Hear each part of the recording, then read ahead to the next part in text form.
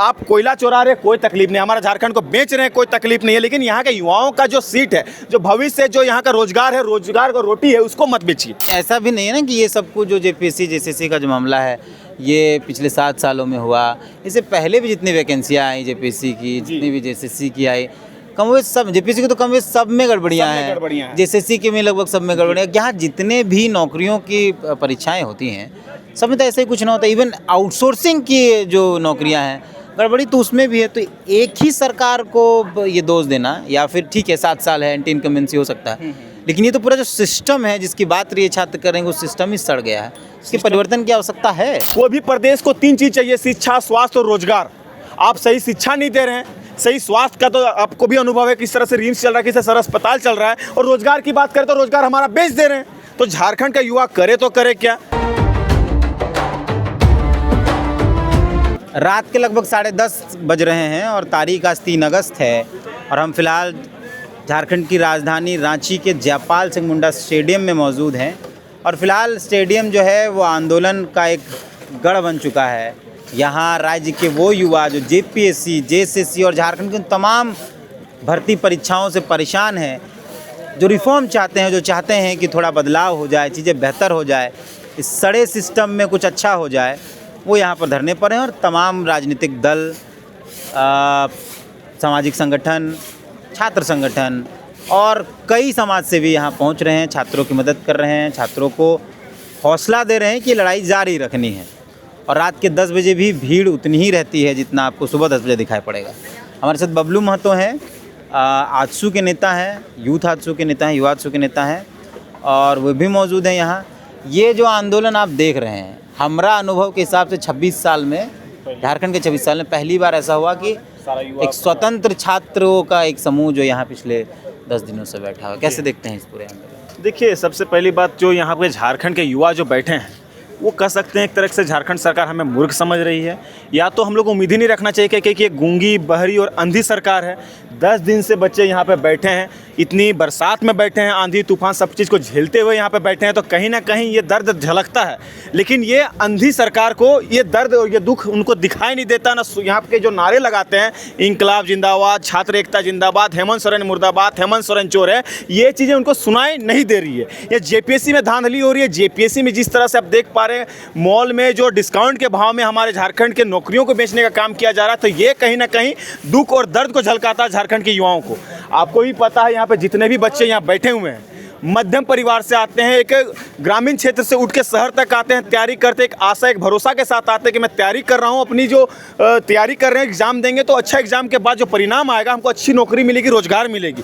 जैसे घर पहुँचते हैं, पता चला कि हमारा नौकरी को बेच दिया। अरे जिन हाथों में ये कलम होनी चाहिए थी, उन हाथों में हम लोग तख्ते पकड़ा दिए हैं, बैनर पकड़ा दिए, आंदोलन करने के लिए, जिंदाबाद मुर्दाबाद करने के लिए हम लोग को मजबूर कर दी है सरकार। तो कहीं ना कहीं ये दर्द को झलकाता है, झारखंड की स्थिति को झलकाता है। क्या करेगा युवा? कोई भी प्रदेश को 3 चीज़ चाहिए, शिक्षा, स्वास्थ्य और रोजगार। आप सही शिक्षा नहीं दे रहे हैं, सही स्वास्थ्य का तो आपको भी अनुभव है किस तरह से रिम्स चल रहा है, किस तरह से अस्पताल चल रहा है, और रोजगार की बात करें तो रोजगार हमारा बेच दे रहे हैं। तो झारखंड का युवा करे तो करे क्या। तो क्या जो झारखंड का युवा का जो पहले झारखंड का परिभाषा जो पहले था कि मजदूरों का ये प्रदेश है, तो क्या ये मजदूरी करने के लिए दिहाड़ी मजदूर 500-1000 रुपये में जो खटने वाला जो राजमिस्त्री काम करने के लिए झारखंड का युवा है, कि या फिर हम भी कोई अच्छे जगह पे नौकरी करें, रोजगार करें, अपने देश प्रदेश को संवारने में अपना भूमिका दें। ऐसा नहीं, यहाँ के लोग के बीच में यो क्षमता नहीं है, लेकिन बाहर के लोगों को जो बेच रहे हैं, जो कंपनी भी जैसे जेपीएससी, सीजीएल जैसे भी बहुत सारी चीज़ें, आप हर एक नौकरी को भाव तोल भोल करके मड़ोड़ तोड़ के आप बेच देने का काम कर रहे हैं। तो कहीं ना कहीं झारखंड का युवा का भविष्य को आप बर्बाद करने में लगे हुए। ये जो छात्र हैं, जो झारखंड के भविष्य हैं, जो 24 साल, 25 साल, 26 साल के हैं, कोई इसमें पहली बार अटेम्प्ट लिखा जेपीएससी का, कोई दूसरी बार लिख रहा है, तो लिखेगा, कोई लिखने की तैयारी में है, और ये सब जो एक साथ अपनी पीड़ा व्यक्त यहाँ कर रहे हैं, अगर यही सब कुछ चलता रहा, जिन बच्चों को पढ़ना चाहिए था वो धरने पर बैठेंगे, जिनका लाइब्रेरी का समय था वो यहाँ धरने पर बैठे हैं, तो फिर तो राज्य का भविष्य तो बेहतर नहीं लिखा जा सकता है। देखिए, एक कहा लाइन है कि आज का युवा कल का भविष्य है। तो आज का युवा कल का भविष्य है, तो भविष्य तो खराब करने में हमारी झारखंड सरकार खुद स्वयं लगी हुई है। जिन हाथों में कलम होनी चाहिए थे, जिन हाथों में किताब होनी चाहिए थी, वो आंदोलन के लिए जिंदाबाद मुर्दाबाद कर रहे हैं। जिसको लाइब्रेरी में बैठना चाहिए था, वो यहाँ के जिंदाबाद मुर्दाबाद करता मजबूर ना है। और ये सिर्फ जेपीएससी, जेएसएससी जैसे तैयारी करने वाले स्टूडेंट नहीं है, यहाँ पे स्कॉलरशिप नहीं मिलने की वजह से भी है। हम लोग को, आप लोगों को पता होगा कि छात्रवृत्ति लगता है 3 साल से नहीं मिली है। हम लोग जितने झारखंड प्रदेश में जो युवा हैं, जो पढ़ने वाले बच्चे हैं, गरीब मध्यम परिवार से आते हैं, बहुत संघर्ष करके अपना पढ़ाई को जारी करते हैं और एक आशा भरोसा रहता है कि हमें छात्रवृत्ति का पैसा मिलेगा जिससे हम अपना फीस को भरेंगे। जो ग्रेजुएशन कर रहे हैं, मास्टर्स कर रहे हैं, 11 12 कर रहे हैं, एक भरोसा रहता है कि हमारा छात्रवृत्ति का पैसा है, हम उसको भरेंगे। उस पैसे को भी अब गमन करने का काम किए। ये सरकार कहती है कि हमें झारखंड का परिभाषा को बदलने का काम करेंगे। इनके पूजनीय पिताजी आदरणीय शिबू सोरेन जी, दिवंगत गुरु शिबू सोरेन जी, जो झारखंड निर्माण करने में अपना अहम भूमिका निभाएं, झारखंड को डेवलपमेंट के लिए अपनी मैंने खून पसीना एक कर दिया। आज उसका बेटा आज हमारा झारखंड को बेच रहा है, झारखंड के युवाओं को भविष्य को बेच रहा है, झारखंड के युवाओं को अब ग्रस्त में डालने का काम कर रहे हैं। तो कहीं ना कहीं ऐसा भी नहीं है ना कि ये सब कुछ जो जेपीएससी जेसीसी का जो मामला है ये पिछले 7 सालों में हुआ।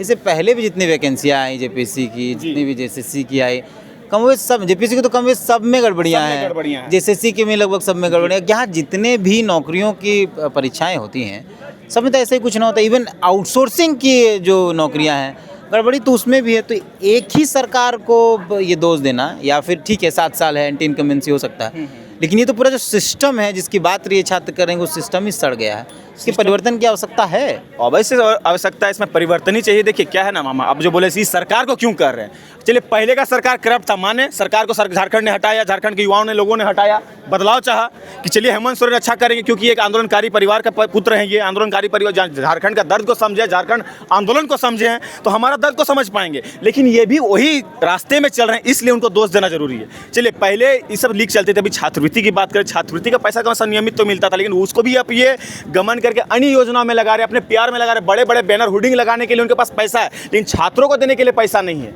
ये कहीं ना कहीं दुख का बात है। यहाँ पे जितने लोग हैं तैयारी कर रहे हैं, कोई ग्रेजुएशन कर रहे हैं, कोई मास्टर्स कर रहे हैं और एक आशा के साथ करेंगे हमारा छात्रवृत्ति का पैसा आएगा उसको मैं भरूंगा।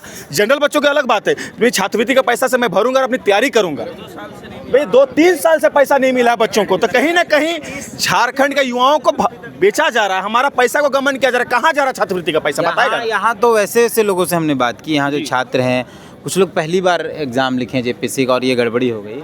यहाँ ऐसे ऐसे छात्र हैं जिनकी माँ का भी जब वो 2012 में फॉर्म भरी तो उस समय गड़बड़ी हो गया, तो उसकी माँ का कैरियर ख़राब हो गया। फिर उनकी बहन ने फॉर्म भरा, उनकी बहन का कैरियर ख़राब हो गया।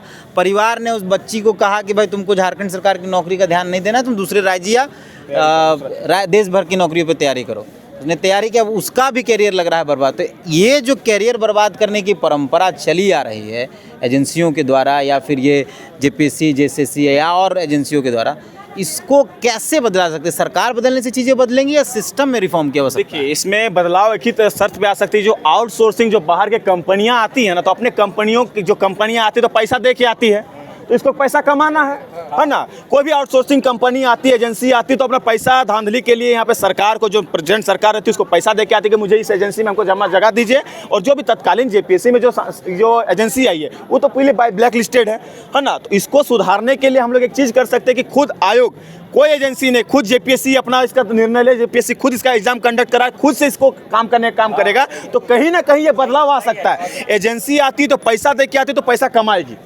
अपने लोगों को बेचेगी, तो कहीं ना कहीं धांधली करने का एकमात्र आउटसोर्सिंग या फिर इस तरह की एजेंसियां हैं। तो इसमें बदलाव वहां से आ सकती है कि अपने खुद का जेपीएससी कंडक्ट करे, खुद से। यूनिवर्सिटी में भी देखिए, अभी जैसे रांची यूनिवर्सिटी का एग्जांपल, एक छोटा सा एग्जांपल लेंगे, यहाँ पे बाहर की एजेंसी आई है जो एग्जाम कंडक्ट करवाती है। सब एग्जाम्स में एजेंसी आ जाती है, तो कहीं ना कहीं एजेंसी आएगी तो एजेंसी तो पैसे के लिए ना आ रही है, धंधे के लिए ना आ रही है। जहाँ पैसा वहाँ नाचेगा, जहाँ पैसा वहाँ बोलेगा, जहाँ पैसा उसको नौकरी देगा, तो अपने लोगों को भरने का काम करिए। तो यही झारखंड की स्थिति हो गई। झारखंड में खुद से सक्षमता नहीं है, सरकार खुद से नहीं चला पा रही। देखिए मैं कहना चाहता हूं, झारखंड सरकार से आप कोयला चुरा रहे, कोई तकलीफ नहीं, हमारा झारखंड को बेच रहे हैं, कोई तकलीफ नहीं है, लेकिन यहाँ के युवाओं का जो सीट है, जो भविष्य है, जो यहाँ का रोजगार है, रोजगार को रोटी है, उसको मत बेचिए। यही एकमात्र हमारा पूंजी है। अरे भैया, हम लोग तो जमीन बेच दिया, जंगल बेच दिया, पानी बेच दिया, पहाड़ बेच दिया। एक हमारा जो शिक्षा कहते हैं, शिक्षा जो दूध का शेरनी, उस शेरनी का दूध है, उसको भी आप मत बेच दीजिए। बच्चे पढ़ रहे हैं और यहाँ पे सब मध्यम परिवार से हैं, वो सब किसान परिवार से हैं। अधिकतर बच्चे कोटा का चावल लेके आते हैं और यहाँ पे राजधानी में आके पढ़ाई करते हैं, माड़ भात आलू चोखा खा के पढ़ाई करते हैं। एक आशा भरोसा के साथ मैं रोजगार पाऊंगा, मैं करूंगा, अपने परिवार का पालन पोषण करूंगा और अच्छे तरीके से करूंगा। लेकिन समस्या यहाँ ये आती है कि हमारा परिवार भी लास्ट में हमको गरियाने लगता है कि अरे भाई तो काहे तैयारी कर रहे हैं, और से बढ़िया कहते खेती बाड़ी कर, बिहार शादी कर, कोनो धंधा बिजनेस कर। और सरकार भी योजना दे रही है, ऐसा बात नहीं है, झारखंड सरकार भी योजना दे रही है कि सुअर पालो, है ना, सुअर पालो, बकरी पालो, अरे यही पालना था तो पहले बताओ ना भाई, तैयारी नहीं करेंगे। और आपको यदि हमारा रोजगार बेचना है, यदि हमारे सीटों को बेचना है तो पहले लगा दीजिए, हम खेत बेच के आपको पैसा देंगे, खेत बेच के पैसा देंगे भाई। अब बाहर का लोगों को बेच रहे हैं, हम ही को बेचिए, लेकिन स्पष्ट कीजिएगा मैं रोकड़ी को बेचने का काम करूंगा। झारखंड के लोगों के साथ खिलवाड़ ना करें और झारखंड की रोजी रोजगार को बेचने का काम ना करें, मैं ये सरकार से निवेदन करूंगा।